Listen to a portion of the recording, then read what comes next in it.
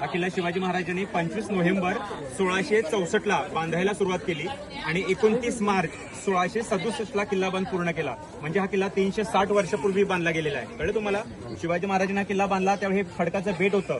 हे बेट कुर्टे नावानं ओळखलं जायचं आणि या कुर्टे नावाच्या बेटावर हा किल्ला शिवाजी महाराजांनी बांधला. कळलं तुम्हाला? किल्ला बांधायला 3000 मजूर होते त्यावेळी. हातरवट, सोनार, गवंडी आणि लोहार हे 3000 मजूर इथे आणले गेले होते समुद्राच्या मध्ये किल्ला बांधायला. ते दिवस रात्र किल्ला बांधायचे. आता किल्ला बांधला कसा गेला?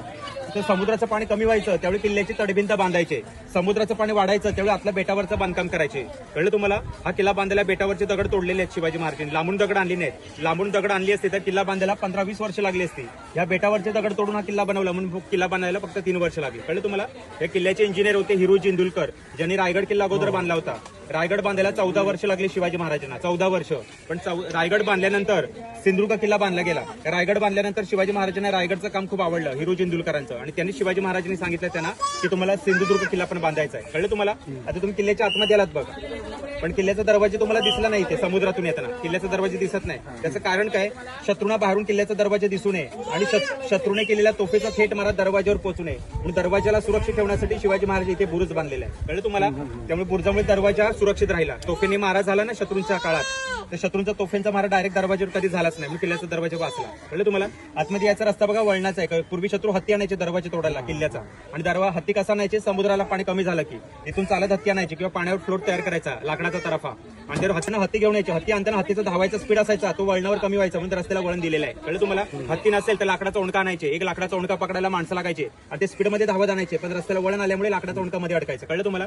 शत्रूने किती प्रयत्न केले तरी हत्ती किंवा लाकडाच्या ओंडक्याने त्यांना दरवाजे तोडायला भेटायचं नाही. शत्रू काय करायचे? शेवटी रात्रीच्या वेळी भाल्या कुऱ्हाडीने हल्ला करायचे किल्ल्यावर. जर रात्रीचा दरवाजावर हल्ला झाला तर शिवाजी महाराजांच्या मावळे वरून उखळलेलं गरम तेल टाकायचे, उखळतं गरम तेल, आणि गरम तेलाने शत्रूंना भाजून ठार करायचे. कळलं तुम्हाला? येताना किल्ल्याचा दरवाजा तुम्ही बघितला असेल. किल्ल्याच्या दरवाजाला 350 वर्ष झालेली आहेत. दरवाजा सागाच्या लाकडापासून बनवलेला आहे. रोज संध्याकाळी 7ला दरवाजा किल्ल्याचा बंद होतो. सकाळी 6ला दरवाजा किल्ल्याचा उघडला जातो. पण हा दरवाजा उघडझाप कोण करतात? तर किल्ल्यामध्ये राहिलेले लोक आहेत. हे बघा, हे तुम्हाला आता मी घरं दाखवणार आहे. शिवाजी महाराजांच्या मावळ्यांची वस्ती आहे किल्ल्यावर आणि त्यांच्या आज या किल्ल्यावर 10वी-12वी पिढी चालू आहे. कळलं तुम्हाला? त्यांची घरं आहेत. तेच लोक दरवाजा बंद करायला येतात. आता शिवाजी महाराजांच्या काळात घड्याळ नव्हती अशी. शिवाजी महाराजांच्या काळात टायमिंग होतं सूर्यावर. सूर्यास्त झाला की मावळे दरवाजा बंद करायचे आणि सकाळी सूर्योदयाला दरवाजे उघडायचे. मध्यरात्री कोणाला एंट्री नसायची किल्ल्यामध्ये. समजा तुम्हाला? समजलं? या किल्ल्याला 27 बुरुज आहेत. प्रत्येक बुरुजावर तोफा असायचे मोठे मोठे. तिथे तोफ ठेवली आहे बघा, येताना बघितलं असेल तशी मोठी तोफा असायच्या. प्रत्येक बुरुजावर तोफेने हल्ला केला जायचा. तोफेने शत्रूने जर जहाज इकडे आली ना तर शिवाजी महाराजांच्या मावळीकडनं हल्ला करायचे. पाण्यामध्ये येताना खडक दिसले बघा समुद्रामध्ये. शिवाजी महाराजांनी किल्ला बनवताना आपल्या इंजिनियरला आदेश दिला होता हिरू जिंदुलकरांना की पाण्यामध्ये खडक काढू नका म्हणून. हे खडक काढले असते ना शिवाजी महाराजांनी तर समुद्र खोल झाला असता आणि शत्रूंची जहाज किल्ल्याच्या जवळ आली असती.